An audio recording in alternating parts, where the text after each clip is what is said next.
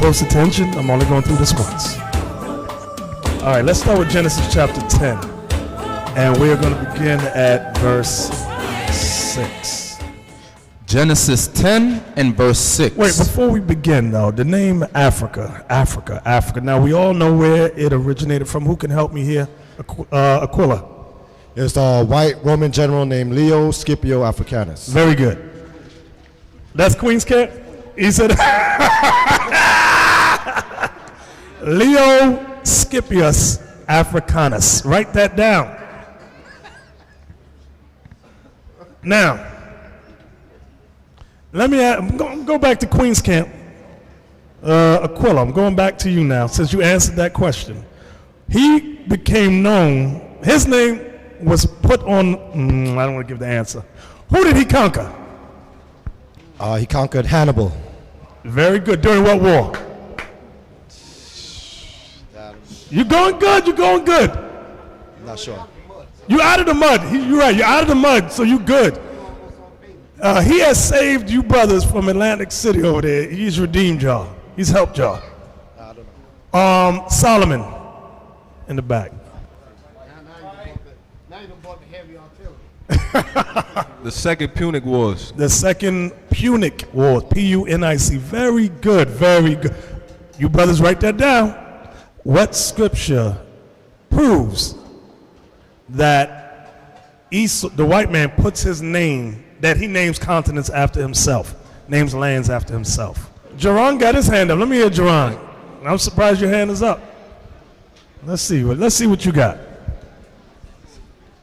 You'll go to Psalms 49 and 11. Very good. Write that down. Boom. Psalms 49 verse 11.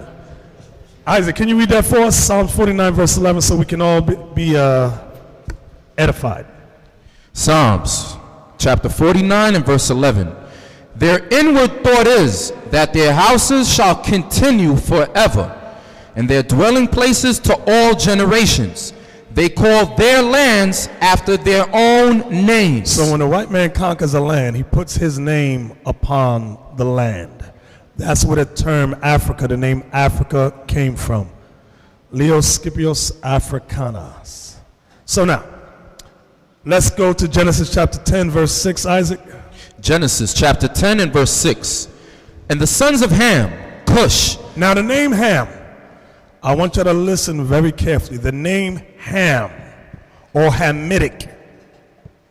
Ham became the father of who? Yeah, he became the father of the dark nations, not the Negro. Okay, now let's look that up in the Bible dictionary. Have a seat already. I'm coming right back to you. I'm not going to forget about you. Go ahead. Ham, the youngest son of Noah, born probably about 96 years before the flood, and one of the 8 persons to live through the flood. He became the progenitor of the dark races, not the Negroes, but the Egyptians, Ethiopians, Libyans, and Canaanites. Okay, now, there's a popular term used amongst Negrodom, a very popular term, and it's called, they say, I'm trying to make sure I don't give you no answers, they say they are Kemetic. Kemetic. Have y'all heard that? K-H-E-M, E-T-I-C, Kemetic. Who can explain that term to me, Kemetic? You will hear many Negroes use this term, many Afrocentric Negroes. All right, Isaac, help the brothers out, please. Let me see if you come. The word Kemet comes from Ham, Chum. That's how it's pronounced. Very Kemet. good. The word Kem is the same as Hum. Or in the Bible, they take off the C pronunciation as Ham or Hem. It's the same word. To say Kemetic is Hamitic. It's the same word. Everybody understand that? Write that down. You'll be at camp and a Negro that thinks he's deep will hit you with that. And you'll be confounded out there. He'll tell you that he's been over to Egypt twice. No, not yet. Some of y'all don't know what I'm talking about, but Queens know. Now, back to Genesis 10 and 6. Genesis 10 and verse 6. And the sons of Ham, Cush and Mizraim and Phut and Canaan. And the sons of Cush Seba, and Havilah, and Sabta, and Ramah, and Sabtachah. And the sons of Ramah, Sheba, and Dedan. And Cush begat Nimrod. He began to be a mighty one in the earth. He was a mighty hunter before the Lord. Wherefore it is said, even as Nimrod, the mighty hunter before the Lord. And the beginning of his kingdom was Babel, and Erech, and Akkad, and Calneh, in the land of Shinar. So now, we're going to talk about Nimrod. Nimrod, remember this, was the first African king. He was the first Kemetic king. Watch this. Abiel, go to the article on Easter for me. Easter is a day that is honored by nearly all of contemporary Christianity and is used to celebrate the resurrection of Jesus Christ. Lie. The holiday often involves a church service at sunrise, a feast which includes an Easter, ham, decorated eggs, and stories about rabbits. Those who love truth learn to ask questions, and many questions must be asked regarding the holiday of Easter. Is it truly the day when Jesus arose from the dead? Pan up. Where did all the strange customs come from, which have nothing to do with the resurrection of our Savior? The purpose of this is a tract. Listen good. The purpose of this tract is to help answer those questions and to help those who seek truth to draw their own conclusions. Now, the first thing we must understand is the professing Christians were not the only ones who celebrate a festival called Easter. Now, this is the next. This part I wanted y'all to see. See the word Ishtar or Easter, which is pronounced Easter. Ishtar or Ishtar, which is pronounced Easter, was a day that commemorated the resurrection of one of their gods that they called Tammuz, who was believed to be the only begotten son of the moon goddess and the sun god. Go ahead. In those ancient times, there was a man named Nimrod, who was the grandson of one of Noah's sons named Ham. You got that? That's what we just read about. Ham had a son named Cush who married a woman named Semiramis. Cush and Semiramis then had a son named Nimrod. After the death of his father, Nimrod married his own mother and became a powerful king. The Bible tells of this man Nimrod in Genesis 10, 8 through 10 as follows. And Cush begat Nimrod, he began to be a mighty one in the earth. He was a mighty hunter before the Lord. Wherefore it is said, even as Nimrod, the mighty hunter before the Lord, and the beginning of his kingdom was Babel, and Erech, and Akkad, and Calneh, and the land of Shinar. Go down. Nimrod became a god-man to the people, and Semiramis, his wife and mother, became the powerful queen of ancient Babylon. Nimrod was eventually killed by an enemy, and his body was cut in pieces and sent to various parts of his kingdom. Now, this history you can read about in the book, what's the name of that book? It's red and white. The Two Babylons by Alexander Hislop. Alexander Hislop. Write that down. Okay, Semiramis had all of the parts gathered. Let me start above it. I didn't read that. Nimrod was killed by an enemy, and his body was cut in pieces and sent to various parts of his kingdom. Semiramis had all of the parts gathered except for one part that could not be found. That missing part was his reproductive organ, his rod, his penis. Semiramis claimed that Nimrod could not come back to life without it, and told the people of Babylon that Nimrod had ascended to the sun and was now called Baal, the sun god. Queen Semiramis also proclaimed that Baal would be present on earth in the form of a flame, whether candle or lamp, when used in worship. Semiramis was creating a mystery religion, and with the help of Satan, she set herself up as a goddess. Semiramis claimed that she was immaculately conceived. She taught that the moon was a goddess that went through a 28-day cycle and ovulated when full. Come on. She further claimed that she came down from the moon in a giant moon egg that fell into the Euphrates River. This was to have happened at the time of the first full moon after the spring equinox.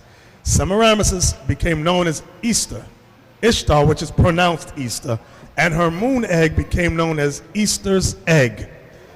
So it says, Ishtar soon became pregnant and claimed that it was the rays of the sun god Baal that caused her to conceive.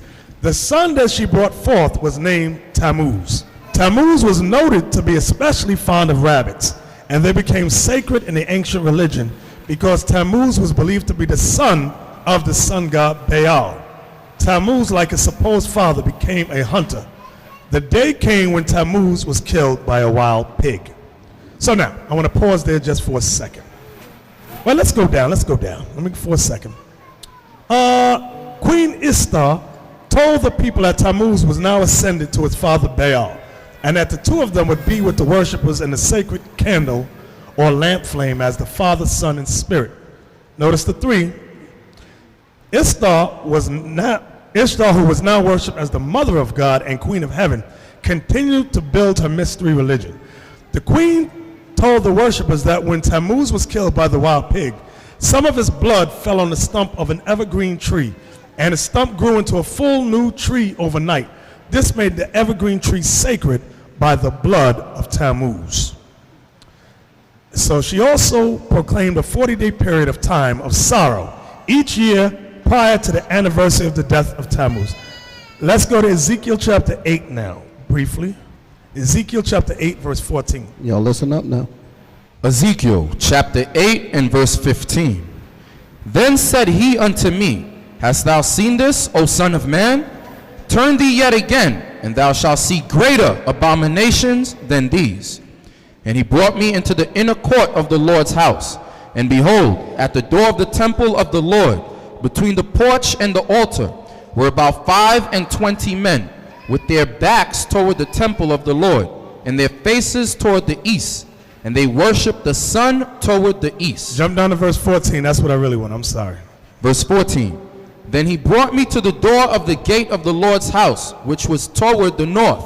And behold, there sat women weeping for Tammuz. So there sat women weeping for Tammuz. This is the only time you read about this name in the Bible. That's why I said there's other history books that you can read about that will explain a lot of this stuff. So the evergreen tree was the tree, or originally it was the palm tree. When we go to Jeremiah 10, let's show you that. Jeremiah 10. Give me that. All of this about Christmas and Easter goes back to the first African empire established, or Kemetic Empire, whichever you prefer. Jeremiah 10, verse 1. Hear ye the word which the Lord speaketh unto you, O house of Israel. Thus saith the Lord, Learn not the way of the heathen, and be not dismayed at the signs of heaven, for the heathen are dismayed at them. For the customs of the people are vain. For one cutteth a tree out of the forest, the work of the hands of the workmen with the axe. They deck it with silver and with gold. They fasten it with nails and with hammers, that it move not. They are upright as the palm tree. Because according to the Bible, the first tree that they was made, like they said here, the evergreen, but the Bible says it was the palm tree.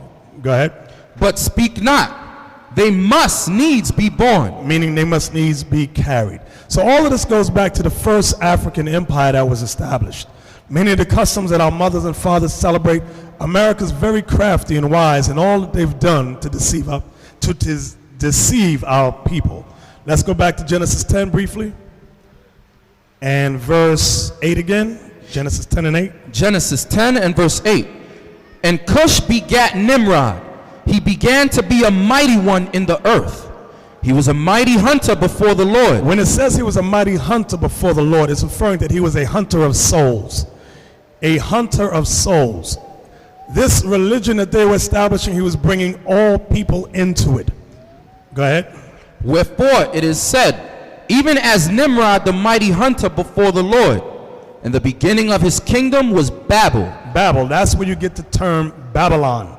Because it was in this kingdom that the Most High, can we get that briefly, Isaac?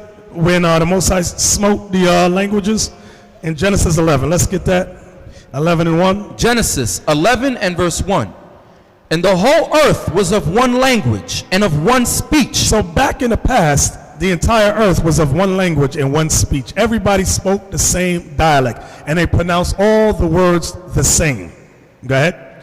And it came to pass, as they journeyed from the east, that they found a plain in the land of Shinar, and they dwelt there. And they said one to another, Go to, let us make brick, and burned them thoroughly. And they had brick for stone, and slime had they for mortar. And they said, Go to, let us build us a city and a tower, whose top may reach unto heaven. So like you see here on the picture on the screen, they were attempting to build a tower unto heaven. Okay? Everybody understand that? Remember, this was after what significant event? What had happened? Josiah?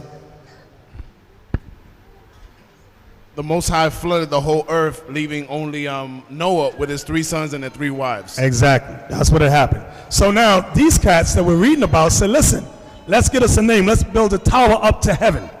Okay? Come on, read that again. And they said, Go to, let us build us a city and a tower, whose top may reach unto heaven. And let us make us a name, lest we be scattered abroad upon the face of the whole earth. And the Lord came down to see the city and the tower, which the children of men builded. So you got to remember it said Nimrod was a hunter of men. Remember, am I quoting it right? Did it say hunter of what? A great hunter? So now, the souls he was hunting, the people was the souls of men. He was unifying them as one. Why? What was the purpose? To overthrow the one true God. Go ahead. Verse 6. And the Lord said, Behold, the people is one, and they have all one language. And this they begin to do. And now nothing will be restrained from them, which they have imagined to do. Go to, let us go down, and there confound their language, that they may not understand one another's speech. So the Lord scattered them abroad from thence upon the face of all the earth, and they left off to build the city. Therefore is the name of it called Babel. Now you see where the name came from. The name of it was called Babel because of what the Lord did. Read. Because the Lord did there confound the language of all the earth.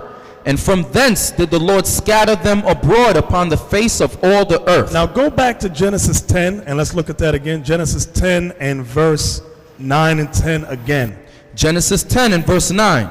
He was a mighty hunter before the Lord. Wherefore it is said, even as Nimrod the mighty hunter before the Lord.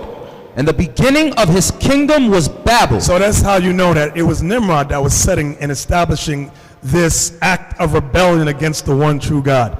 And the Most High didn't like that thing because he knew the intent of the heart was to what? Reach up to heaven to overthrow him. Not that they would have ever reached there. But he said, you know what? Just the thought of rebellion, I'm going to confound their languages. And that's what he did, confounded all their languages. Now, go to the next thing of Hammurabi. I went to King, not that one, the next one. They're right there, Hammurabi. Some of y'all on the street teaching, you may hear a Kemetic Negro yell out the name Hammurabi. I'm going to briefly read it. I'm not going to go through the whole thing. It says Hammurabi, Akkadian from Amorite, meaning the kinsman is a healer. I'm going to jump down. Okay, it says, was the 6th king of Babylon, that is of the first Babylonian dynasty. So it's not referring to the Babylonian dynasty that you read about in Daniel, okay? It's talking about the first dynasty that we're reading about in Genesis. Right, often called, what did you say? Neo-Babylonian Empire. Neo-Babylonian Empire is called. All right, was the 6th king of Babylon, that is the first Babylonian dynasty. That's what we're reading about in Genesis 10. Now, go to Hammurabi's code, the next one. Now, when you read about the Hammurabi code, it says the code of Hammurabi is a well-preserved Babylonian law code dating back to about 1772 BC. Be very, give me the word, skeptical about these dates. It is one of the oldest deciphered writings of significant length in the world. The 6th Babylonian king, Hammurabi, enacted the code, and partial copies exist on a human-sized stone stele and various clay tablets. The code consists of 282 laws with scaled punishments adjusting an eye for an eye, tooth for a tooth, as graded depending on social status of slave versus free man. Alrighty then, from there, let's go from there. I'm going to jump to the next African empire. Let's go to Psalms 105. Psalms 105. You'll hear the Hammurabi Code, my brother. That's where Moses and all that got. No, there was laws already established that our forefathers kept. Remember, it said, and God breathed life into man. From the top, give me that. Let's get that real quick. Genesis 2 and 7. Because people try to be Negroes. I'll say Negroes try to be clever. Give me that in Genesis 2 and 7. Genesis 2 and verse 7. And the Lord God formed man of the dust of the ground, and breathed into his nostrils the breath of life. And breathed into his nostrils the breath of life. What is that talking about? Only Reuben's hand is up. Uriel.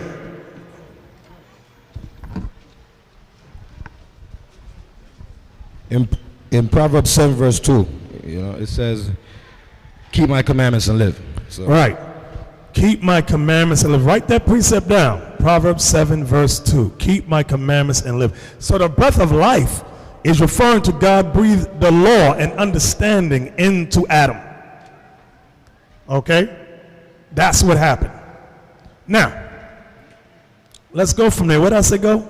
Psalms 105. 105 and verse 17. Psalms 105 and verse 17. Now this goes into the history of when Joseph was sold into Egypt.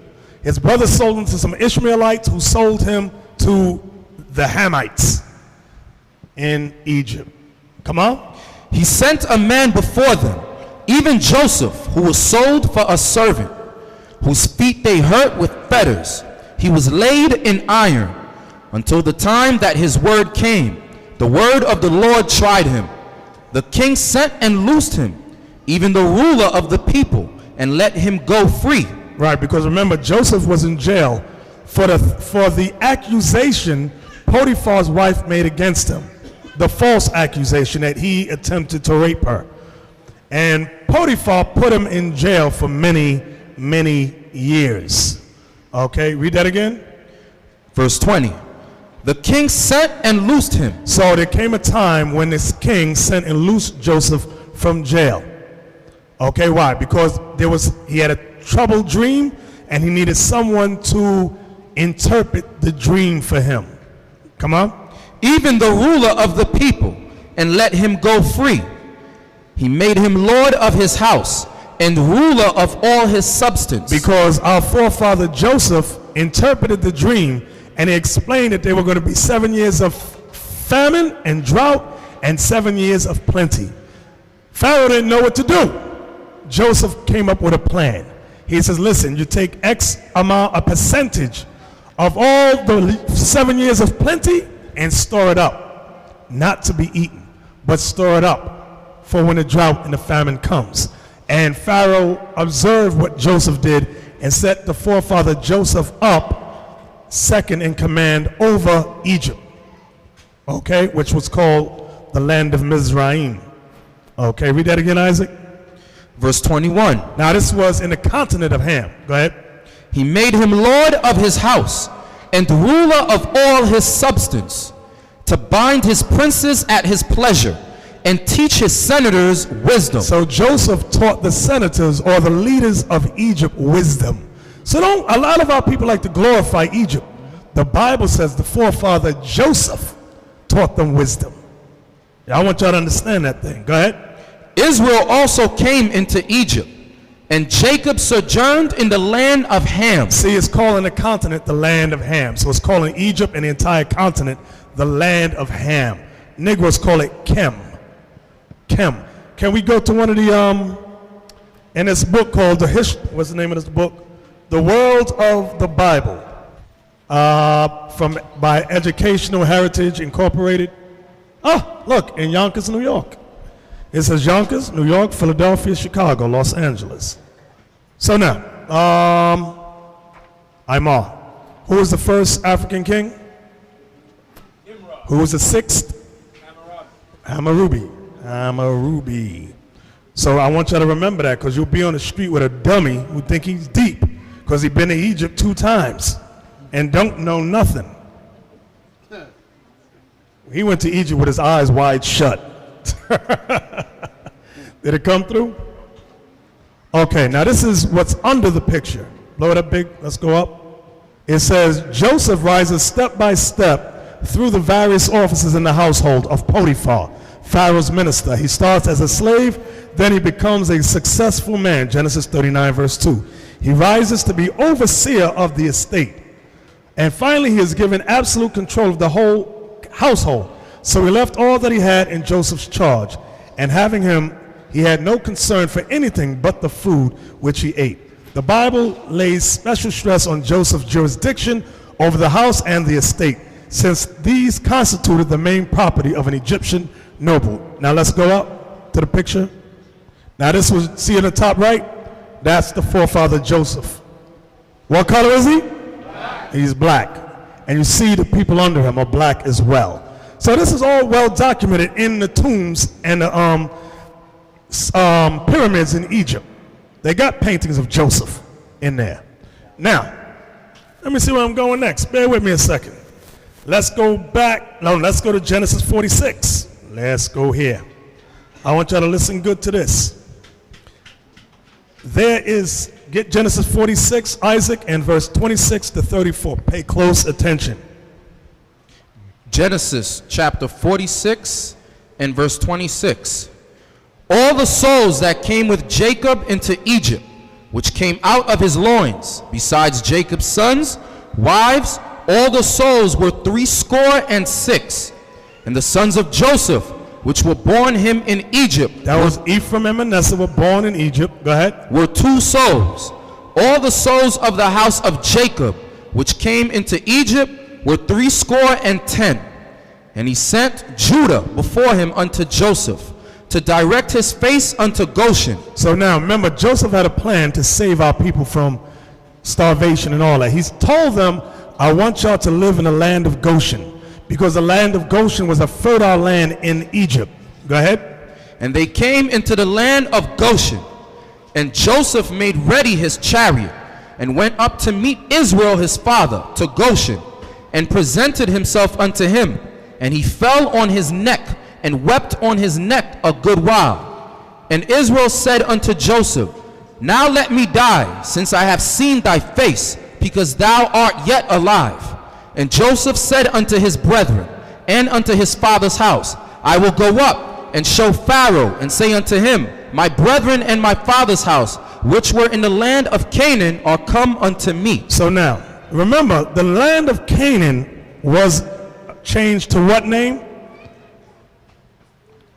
Let me be more specific. The land where we sojourned originally, what did the land come to be known as? Nobody knows? Liam. Became Israel. Right, became Israel. The reason I want y'all to see that is because you'll get some blacks that'll say that Israel is in Africa. It's not in Africa, but it was called the land of Canaan. That's the confusion they got in their heads. Okay, read that again, Isaac.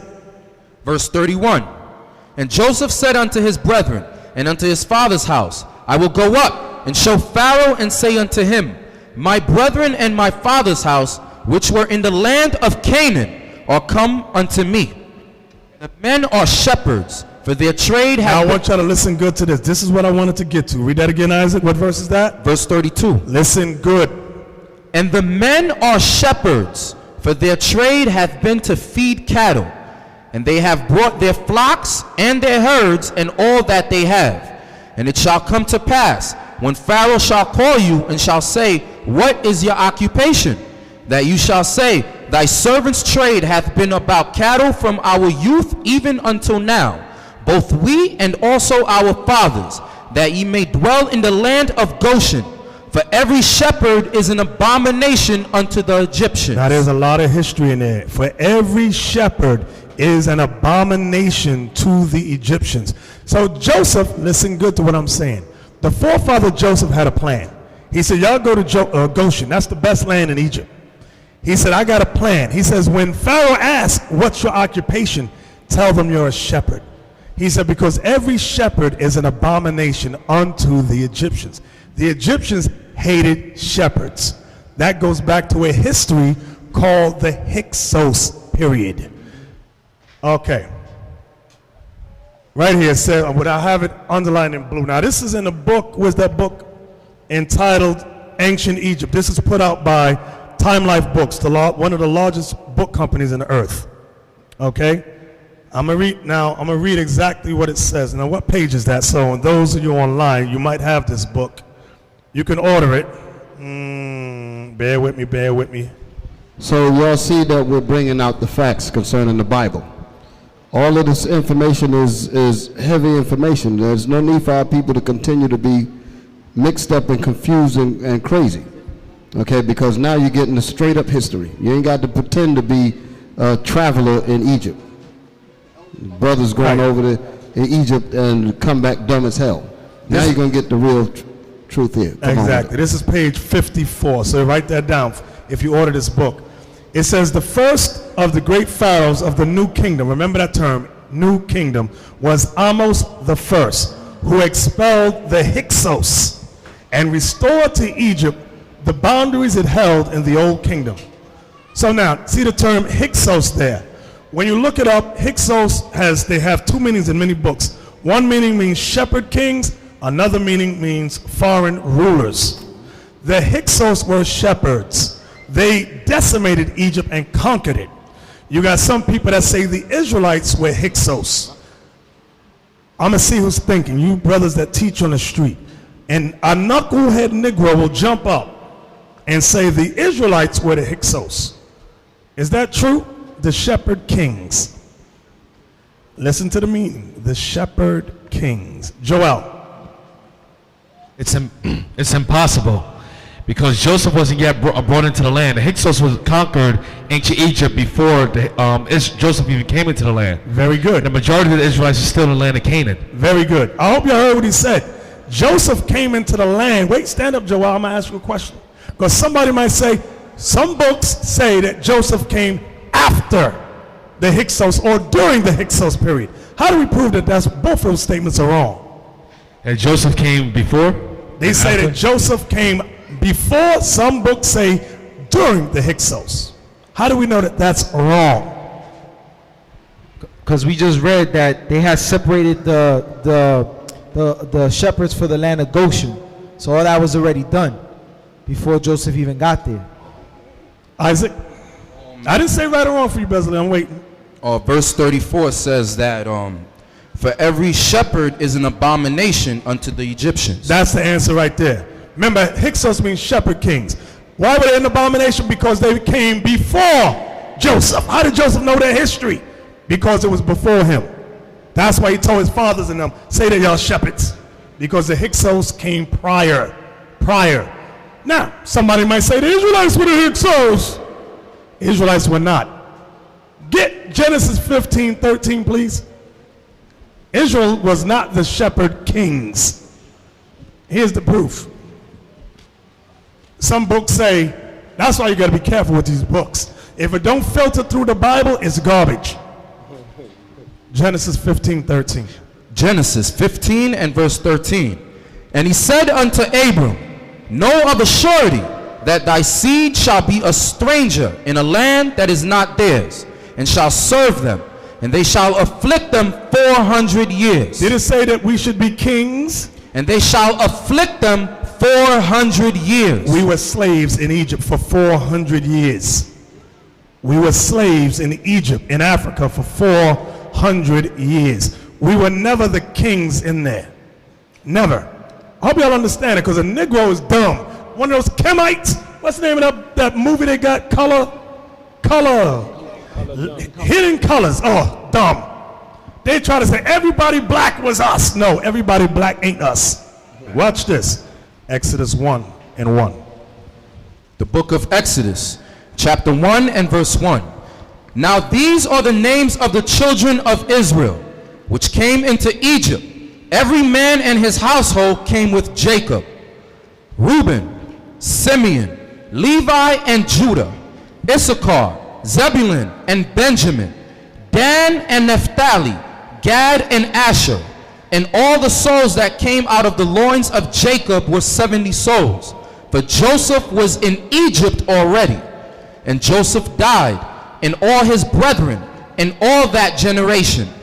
And the children of Israel were fruitful, and increased abundantly, and multiplied, and waxed exceeding mighty, and the land was filled with them. Now there arose up a new king over Egypt, which knew not Joseph. There arose a new king over Egypt, which knew not Joseph. Abiel, go back to that last one with the blue coloring that I had. Okay, right there. The first of the great pharaohs of the new kingdom was Amos the first, who expelled the Hyksos and restored Egypt the boundaries they had held in the old kingdom. Amenhotep the first, his son, extended the boundary farther south, and he started the country on an era of prosperity that would last for 150 years. Thutmose the first, the third pharaoh of the dynasty, pushed the frontiers farther still, south beyond the fourth cataract and northeast to Palestine and Syria. Now, okay. Now you see this dynasty, 18th dynasty. Let's see the names. This family line, this is one whole family here, and they left a lot of names out. But when you look up the 18th dynasty, it gives you more names. But these were the family that knew not Joseph. You got Thutmose III, Hatshepsut. Hatshepsut was the first female pharaoh. You got Amenhotep III. You got Akhenaten. Akhenaten is the pharaoh that introduced a singular god worship. You got Tutankhamun, Horemheb, and there's many others. And we're going to go back out, Abiel, to the pictures. Okay, you see it on the right, the left. Nefertiti, this is who the black woman glorifies after. She was a BIT, and she used to whoop the hell out of the these black women over, but they don't know no history. They wear their earrings, glorifying her. Oh, Nefertiti! She was a demon. These people had put us in much affliction. That's Queen Hatshepsut on the right, the first female pharaoh. Go down. There's Thutmose III. Go down. You got Ramses II, Amenhotep III. All of them was of the same family line. They were wicked as hell. Let's go back to Exodus now. Exodus 1 and verse 8. Now there arose up a new king over Egypt, which knew not Joseph. Now write this down. The 18th dynasty is known as the New Kingdom. Okay. I can't see that, Abiel. Okay, now look. Here's the other names for the 18th. See, you got Amos the first. You got Amenhotep the first. Thutmose the first. Thutmose the second. Hatshepsut. Thutmose the third. Amenhotep the second. Thutmose the fourth. Amenhotep the third. Akhenaten. Shmen, I can't even pronounce that. That next one I can't pronounce either. Tutankhamun, that's King Tut, the boy king. That old King Tut king is that little boy demon. That's what he was. Horemheb, was that it? Go on. Then the next was the 19th dynasty. But the new king is referring to those pharaohs during the time of the 18th dynasty. Those were the pharaohs. So in verse 8 again, Isaac. Exodus 1 and verse 8. Now there arose up a new king over Egypt, which knew not Joseph. Which knew not Joseph. Okay? So remember, you had pharaohs, a few set up prior to the 18th dynasty, because prior to Joseph, who was ruling? The Hyksos was in there. You had the Hyksos, which were aliens. They were foreign kings.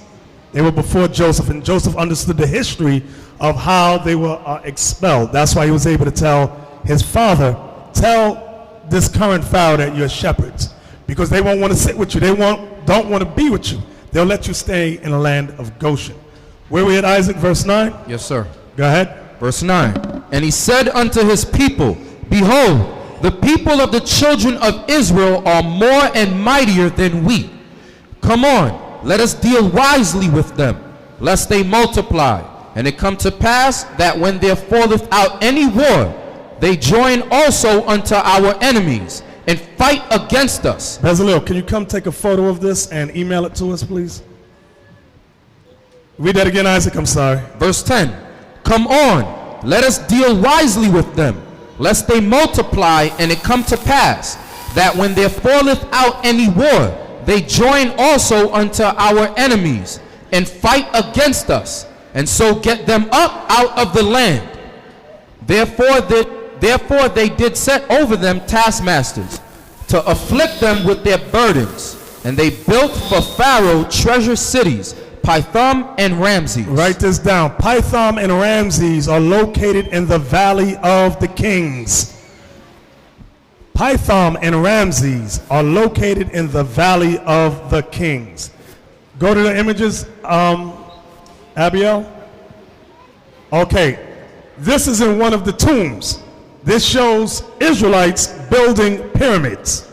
Okay, now you can see, point to the whitewashing, Abiel, so everybody can see how they tried to whitewash the images. Y'all, what's up? Can you show them, please? The elder is speaking of these people here. You see how the color is scraped? Let me just show you how they started out. Look at, you see this one here? This is where they started scratching them off. Can y'all see that? You see how the feet, they went and took the color. That's right, blow it up so they can see. They started taking the color off of them. Okay? The original color was this dark color here. There's some books that show them darker than that. Exactly. I got a book at home. If I'd have known we was in the subject, I'd have showed it. Now, open it back, close it back up a little bit. Now, look at this one here. He's completely, they scraped him completely down. And that's what they were going to do with these. I wonder what stopped them. You understand? So that's what we're looking at. Exactly. Can y'all see that? Okay. Let me get all of this was an attempt to lie about history, like that movie, The Ten Commandments. Give me the next one, Abiel. It says, the painting reproduced here from the tomb of Rekhmir at Thebes, 15th century BC, shows how bricks were made in Egypt. Just a highlighted part? Yeah. It's another workman, I'm reading. No, just that top one right there. Another workman. Right here? No, you can read that. I'm going to explain that too. Okay. Another workman is putting the bricks out to dry, top left. The laborers included a bearded Semite and a darker skinned Nubian. Now let me tell you why they got that in there. Because there's another book that says that those are the Israelites. They got it says a bearded Semite, which is an Israelite. Then they got and a darker skinned Nubian. The darker skinned Nubian, guess what he is? An Israelite. No, an Israelite. Because they were all Israelites that was there at this time during the time of Rekhmir in Thebes. Okay? Now, let's get some more. Give me the next picture. Not yet. Yeah, give me those two. Give me those two. I say something real quick? Yeah, go ahead. See, like they put the word Nubians in there, that's to throw you so-called Negroes off. Okay, they're throwing word in there and you get confused and you won't understand that. I've seen books where they had the exact same pictures talking about the same thing and then they put the correct word in another passage. I got this exact picture in another book and they tell you that those were the Israelites. Okay. Now, I want y'all to see this. This is page 124. See above it, it says, this is a grievous mourning to the Egyptians. The pictures are, I know it's blurry. The pictures are reproduced from the tomb of Neferhotep, dating from the end of the 18th dynasty. Always remember, 18th dynasty is Israelites. Now go to the picture, Abiel, before it. Right before it. This is the picture. 18th dynasty is referring to the Israelites. Now I want y'all to see, notice some of them got bald heads. Y'all see that? This is why when we came out of Egypt, get Leviticus 19:27. This is why God gave us this law. Because we followed all the customs of ancient Egypt. Leviticus 19 and verse 27. Ye shall not round the corners of your heads, neither shalt thou mar the corners of thy beard. So now, you got to ask, why did we get that law? Because when we came out of Egypt, we were doing that. We were marring off our beards and shaving our heads. Guess what? Just like here in America. Same, that's why God calls this place spiritual. Give me that, Isaac, Revelation 11. Revelation chapter 11 and verse 8. And their dead bodies shall lie in the street of the great city. Their dead bodies referring to the Israelites, without knowledge, without understanding. The great city is Babylon the Great. Go ahead. Which spiritually, This place is spiritually, is called Sodom and Egypt. this place is spiritually called Sodom and Egypt. Why Egypt? Because we follow all the customs of ancient Egypt here. That's why Negroes want to be like Mike. They want to bald their head, shave the beards off, jump around and entertain the same foolishness. Give me the next picture, Abiel. Bear with us a second. Okay, let's blow that up. Go, y'all, up.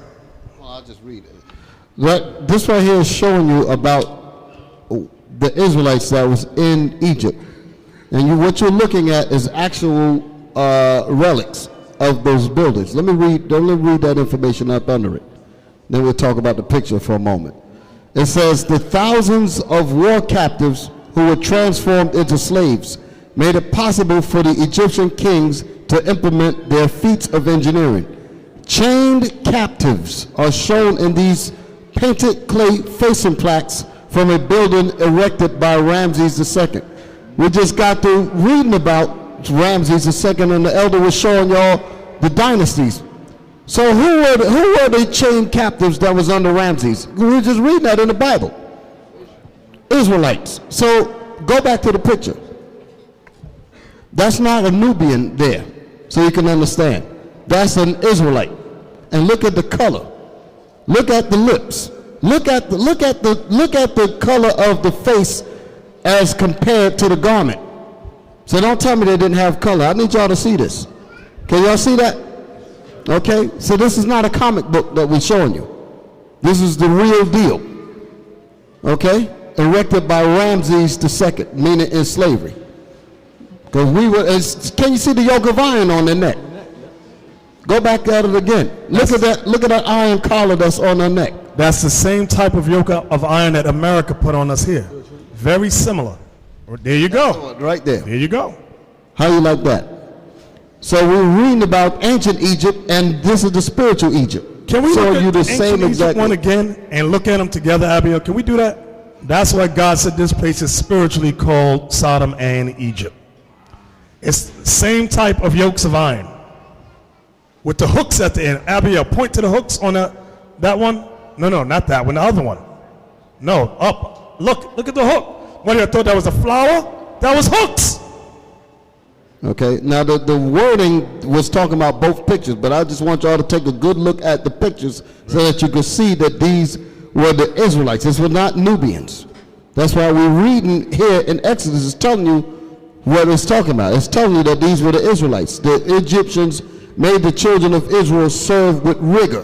Mm-hmm. Okay, that's what you're looking at. You see the yoke, another yoke of iron on her neck. Look at the garment as compared to the face. Can y'all see this? Okay. All right, Elder, you can take it back. So now, Isaac, now what I want you to remember from the 18th, Abiel, go back. Wait a minute. Yeah, you can read it. Let's read it. I think it says the 19th. Yeah, it does right there. Read that right. Blow it up big, the words. I'm going to read it. Let me read it again. The thousands of war captives, now we found out who are the war captives, right? It says the thousands of war captives, Israelites, who were transformed into slaves, made it possible for the Egyptian kings to implement their feats of engineering. Chained captives, that's the pictures that we were looking at earlier. Okay, so like the elder said, those were not flowers. Those were chained iron collars, so you can understand. Chained captives are shown on these painted clay facing plaques from a building erected by Ramses II. Did Ramses actually do the work of erecting the building? No, because that's what you just read here. He said, and they built for Pharaoh treasure cities, Pithom and Ramses. Okay, so the Israelites built that. So that's what you're looking at. These are the people that built it. It says, chained captives are shown on these painted clay facing plaques from a building erected by Ramses II in honor of the king's brave warriors from the period of the 19th dynasty, the Louvre, Paris. So now let's look at the 19th dynasty. Abiel, go back to the picture that I showed King Tut, the boy king. Right there. Click that right there. So now, go up. 18th dynasty, you see some of those names. Now you see 19th dynasty. Notice it says Seti the first and Ramses the second. Right there. Ramses the second is where we made our exodus from. So all prior to that is when we was in captivity under Egypt. Everybody understand that? All right. God just point out Yeah, somewhere of in my course, book go at. So now, to the amazement of the Negro, this is in a book entitled Jewish Civilization. Did y'all hear what I said? I said this is in a book entitled Jewish Civilization. And what pictures do we find in there? Black people. Okay, but a so-called Negro don't know nothing about a book like this. Okay, and this particular book here, I got this at a Strands. This was at a Strands bookstore years ago, and this was a bookstore where they have the books in there that are donated because scholars give their books away. They send them, they give them to these bookstores, and then the different scholars go back and forwards and pass these books back and forwards among each other. But in that class that we did called iconoclasm, remember that, Aitha? You remember that, right? The iconoclasm, going many days without an image. That class, we went into detail on how these scholars have these books locked up in their leading universities, talking about you, and they pass these books backwards and forwards because they themselves have to know what not to teach you. So they know the history. Exactly. Now, in Babylon the Timbuktu, what page were that on? This is page 64 by Rudolph R. Windsor. Now, in this book, I've read it. Rudolph do not take everything he says in his book for granted. I mean, not for granted, for gospel. Because he goes off about he goes into Japhet being white when there's no biblical proof. He goes off on a lot of things, but some things are correct. Read that, I thought? Page 64. During the period that the Hebrews are slaves for Pharaoh, they built many of the megalithic structures. The Hebrews erected some pyramids. Notice it says the Hebrews erected some pyramids. Israel did not build all the pyramids. That's why I said specifically the Valley of the Kings, 18th dynasty, beginning of 19th dynasty. You got to remember that. Because if you say the Israelites built all the pyramids, somebody's going to prove you wrong. Because there were pharaohs set up way before that had pyramids. Read that again, Aithan? For Pharaoh, they built many of the megalithic structures. The Hebrews erected some pyramids. They dug a great many channels for the river. They built walls for the cities, like here in America, Wall Street. They built walls for the cities and ramparts. They constructed the halls at Karnak for Thutmose I. They built temple pylons, hypostyle halls, and an obelisk for Amenhotep III. By the edict of Ramses II, they constructed at Thebes the temple of the Ramesseum with its colossal statues of himself. And they built the treasure cities of Pithom and Ramses. Right. Let's look at the treasure city of Ramses. Did I send y'all that picture? Let me look. I hope I did. There's one more. Go through it. Go back to the little. No, it ain't even there. Find me that, please. I thought I sent it. Huh? You go ahead. This is page 69. Ramses II is also known for his national public work projects because these projects required the forced labor of thousands of Hebrew slaves. He is known as the Pharaoh of the oppression. That's it. Go ahead, read it again, I'm sorry. Okay, Ramses II is page 69. Ramses II is also known for his national public work projects because these projects required the forced labor of thousands of Hebrew slaves. He is known as the Pharaoh of the oppression. Okay, here's one of the treasured cities of Pithom and Ramses. That's one right there. All right, go to the next picture, Abiel. This is what the Israelites built. See the face right there? See the face right there? Blow that one up. That's an image of them. Okay, Israel did that. We had to carve these images. Right here, it says it right here. Right. It says the black Jews constructed the treasure cities Pithom and Ramses. Ramses developed the Nile Delta and had the slaves build Egypt's megaliths. The colonnade at Luxor and its gigantic pylon, in front of which he placed 6 colossal statues of himself. Right there. There's another one right there. Israel did this. That's why you got to know the Pharaoh and know the dynasty. Find out what dynasty. If it's 18th and 19th, that's us. We did that. Read that again, I thought. I'm sorry. Yeah. The black Jews constructed the treasure cities, Pithom and Ramses. Ramses developed the Nile Delta and had the slaves build Egypt's megaliths. The colonnade at Luxor and its gigantic pylon, in front of which he placed 6 colossal statues of himself. That's one of the 6 colossal statues right there on the left. This is what the Israelites were forced to build. Each of these statues was almost 60 feet high. Y'all see that? Damn. Okay.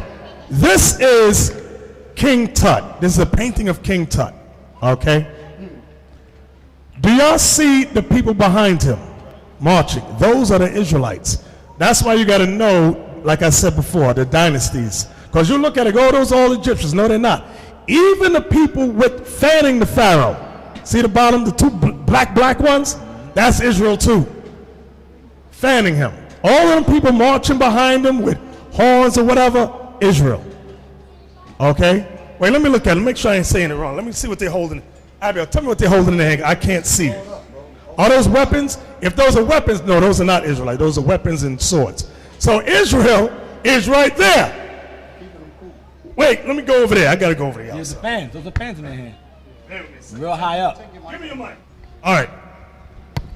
Here. Can y'all hear me? All right. Here's King Tut. Go back. Move over. So you're looking at this. These are weapons here. So seeing the weapons, we wasn't going to war with Pharaoh. The chariots, that wasn't us. Here, this is not us. So when you look at this, you go, 18th dynasty, where the Israelites at? Oh, look, the slaves. The slaves, the 2 little black ones, that's Israel here. Not these ones in the chariots or with the weapons. Black ones. Them 2 ones burnt in the furnace right there. Yep. That's them. That's Israel right there, them 2. But you got to know the dynasties and where we were at. Wearing damn dresses. So I give us pants. Look at their dresses.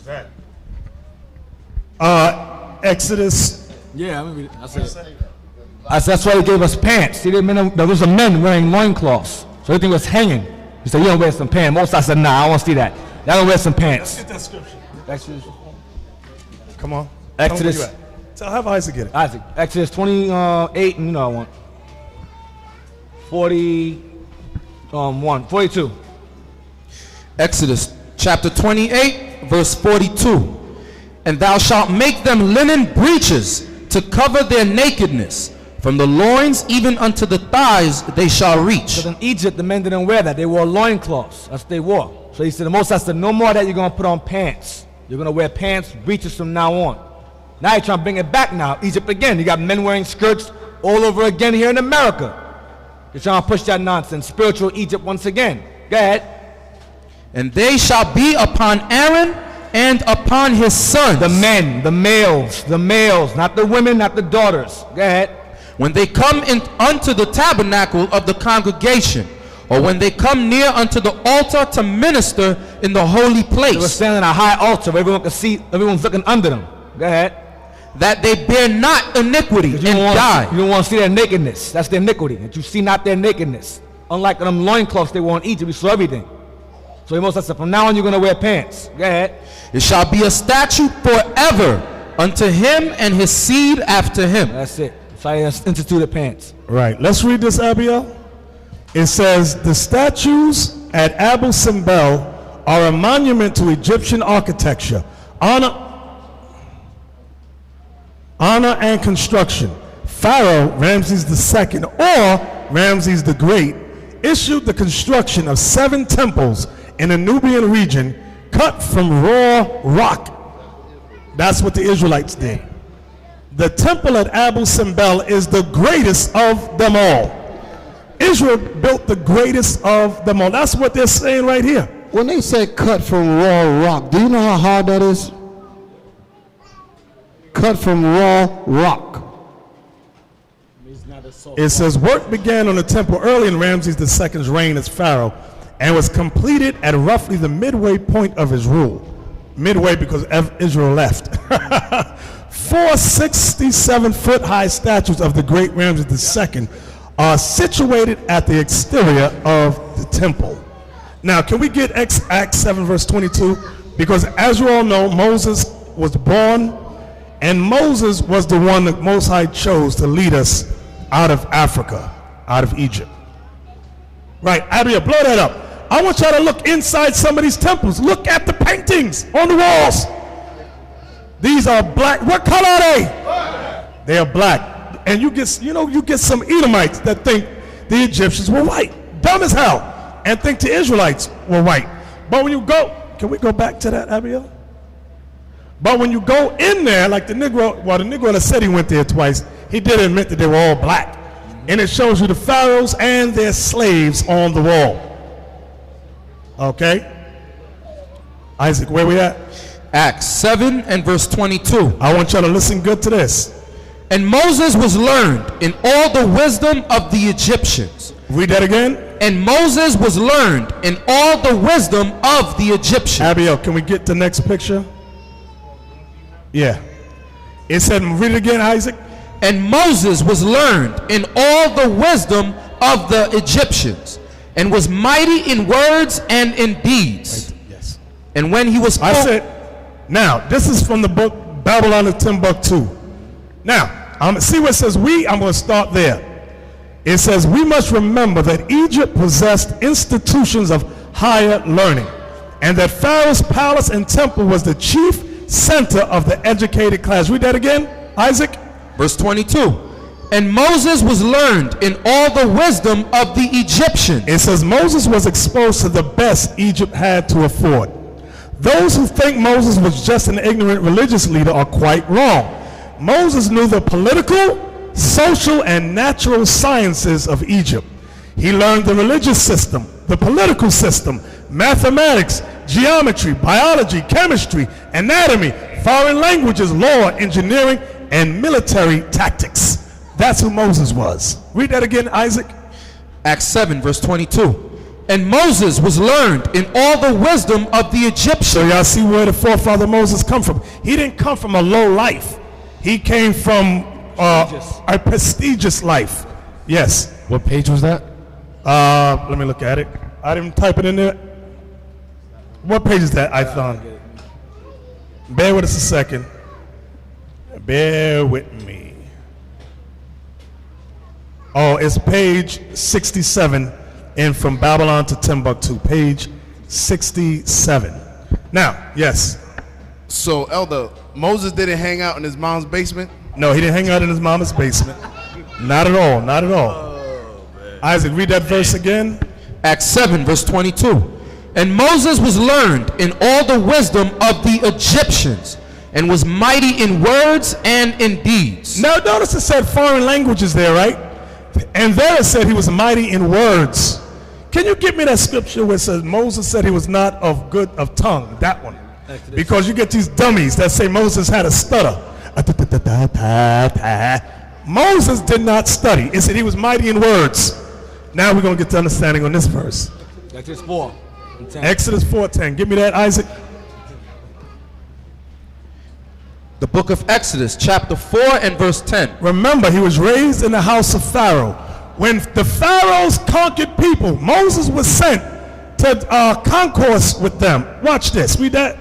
And Moses said unto the Lord, O my Lord, I am not eloquent, neither heretofore, nor since thou hast spoken unto thy servant, but I am slow of speech. I am slow of speech. And of a slow tongue. And of a slow tongue. Was that it?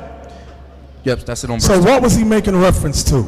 What was Moses making reference to, Joel? Moses was raised in the house of Pharaoh mainly, so he wasn't eloquent in the Hebrew. Exactly. That's why Aaron was sent with him. Okay? So, you had your hand up about something else? Okay, last scripture. Get me Hebrews 11, I think, about Moses. Right? He was 12. One of those two. 11. Yeah, about Moses refused. Hebrews 11, verse 24. By faith, Moses, when he was come to years, refused to be called the son of Pharaoh's daughter. So that's what Moses did when he repented of his sins. He refused to be called an African prince. To be called Pharaoh's son, Pharaoh's daughter's son, you know what kind of prestige you got? What kind of popularity, fame, and fortune? Moses gave all that up. Go ahead. Choosing rather to suffer affliction with the people of God than to enjoy the pleasures of sin for a season. Y'all see how our forefather Moses got down? He said, you know what? Egypt's going to be destroyed. I better get with the winning side with the Most High and my people of Israel. That's what Moses did. That's what we got to do too. That's a message for today, because our people, right, look at that picture right there. They got no photos inside the temple. They don't want people to take pictures up in there. Now, when you look at the movie, The 10 Commandments by Cecil B. DeMille, he used the actual artifacts in the movie. Just put your movie thing on pause and look in the backgrounds. You see Israelites black, Moses black, you see all the pharaohs black. That's what you see. But our people just go, Yul Brynner, Charles Heston, wow, ooh, yeah. Simple as hell, yes. Elder, in that Bible series, they did the same thing. The Pharaoh's son was playing with a toy, and the toy was black as night. Y'all see that? Yes, go ahead. What you got? I wanted to make a point. I just wanted to wait for the elder to finish. The reason why he's briefing you on this stuff, because a lot of you at the time when there were schools back in the 80s and the 90s for this garbage, y'all was too young. Some of y'all wasn't alive in here. If you remember, y'all was out when the rap game was progressing, there was rappers who was identifying themselves with the Egyptians. Yeah. You had a rapper, King Tut. You had a rap group, Brand Nubians. You had Queen Latifah come up. Yeah. You had a group from England called Loose Ends. If you watch their video, they had a lot of Egypt stuff in there. Yeah. So the people who are going to come up and try to battle you at the cabs are going to be old people, my age and up. Okay? The early 90s, it died out. You understand? So you gotta have some old dude who's still holding on to that. The way you have some lost Israelite men still holding on to Islam. So they're gonna come and try to battle you with that Egyptian garbage. When I was in high school, that stuff was prevalent at the time. Like the elder brought out, the sister used to have the Nefertiti earrings. They used to have the picture of Nefertiti on their shirts. It just died. If you look at Salt and Pepper, the rappers, when they came out, they was into that garbage. So as within the past 20-year span, it just faded. It was nothing.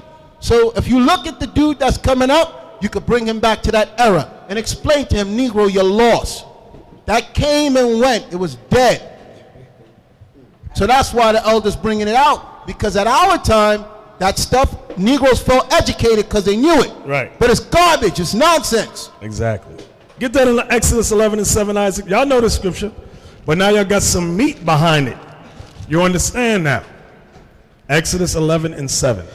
Exodus chapter 11 and verse 7. But against any of the children of Israel shall not a dog move his tongue against man or beast, that ye may know how that the Lord doth put a difference between the Egyptians and Israel. Right, blow that up big right there, Abiel. That's, what group is that? Loose End. That is not Loose Ends, that's X-Clan. X-Clan. Now, y'all see the Egyptian Ankh, right? Abiel, can you circle the top? Negroes, no, not his head. I said Ankh. Negroes used to be walking the street with that garbage in the early 80s, exactly. Late 90s. Y'all see the Ankh on them? Who knows what the Ankh symbolizes? Who knows what the Ankh? Ramaya. The Ankh is an ancient Egyptian symbol for eternal life. Right. What does the top of it represent? The top. Nimrod. No. Isaac. The top represents a vagina. Right. The top with the circle represents a vagina. The bottom half represents the penis, the male phallus. It was a symbol of life. Okay? And they say, and when the Pharaoh died, all the servants of his house was buried alive in the tomb with him. Us. And we was, that symbol was set up to, so that in the afterlife we would come back and be his slaves. Now give me that in Ezekiel 29 or 28. Y'all know what I want? Yep. Isaac 14, 10 to 14, that's what I want. I need y'all to put these scriptures in your repertoire, because you get a Negro roll on y'all talking about Kemet. We Kemetic, my brother. Just look at him and say, ah, like Bugs Bunny used to say, ah, shut up. They don't remember that, Elder. Oh, they don't remember? They don't remember. Bugs Oh, Bunny, that's that's sad. they're looking at Bugs Bunny now. Oh, okay. Those were the good cartoons. The stuff y'all watch now is garbage. And gay. Where we going? Ezekiel 29 and 10, right? Yes. Ezekiel 29 and verse 10. So I want y'all to put this in your repertoire. Go ahead. Behold, therefore I am against thee, and against thy rivers, and I will make the land of Egypt utterly waste and desolate, from the tower of Syene even unto the border of Ethiopia. No foot of man shall pass through it, nor foot of beast shall pass through it, neither shall it be inhabited 40 years. And I will make the land of Egypt desolate in the midst of the countries that are desolate, and her cities among the cities that are laid waste shall be desolate 40 years. And I will scatter the Egyptians among the nations, and I will disperse them through the countries. So the real ancient Egyptians were scattered and dispersed. The people you see in Egypt today, them Arabs, those are not the ancient Egyptians. Go ahead. Yet thus saith the Lord God, at the end of 40 years will I gather the Egyptians from the people whither they were scattered. So yeah, they came back. The real Egyptians, those Sudanese, the Watusis, they came back, but they didn't go back to that land because our Arabs was whooping their behind. Go ahead.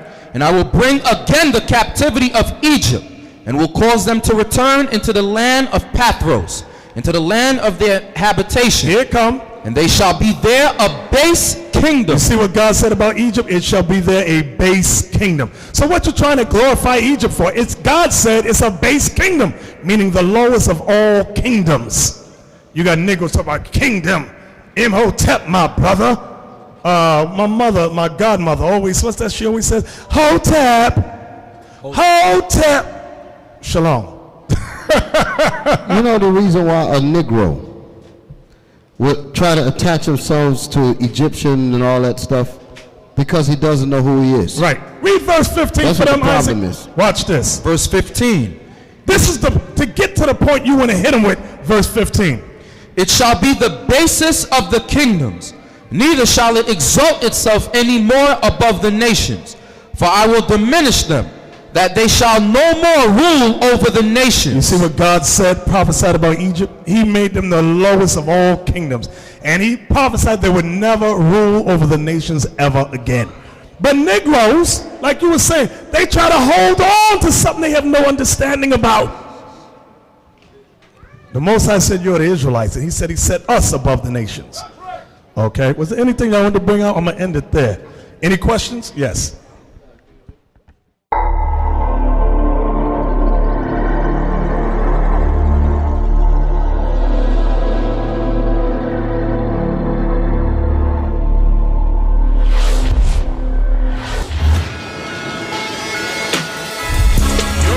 Job is bigger than what you imagine, because the disciples of Christ understood this truth is more than just about reading the scriptures.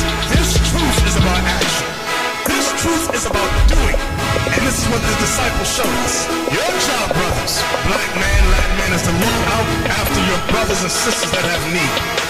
If they have need, you as a leader is to fulfill the need. If they have no food, what is reading a scripture to them going to do? If they have no clothes to wear, what is reading a scripture going to do for them? Nothing. Let's get that in James now. James told you about you faith-only brothers. What the elder read in Acts was there was a system in place. Okay, people are going to come to us after we've read them the scriptures. Let's put something in place so when they come to us, we can help them. This truth is about building the nation of Israel.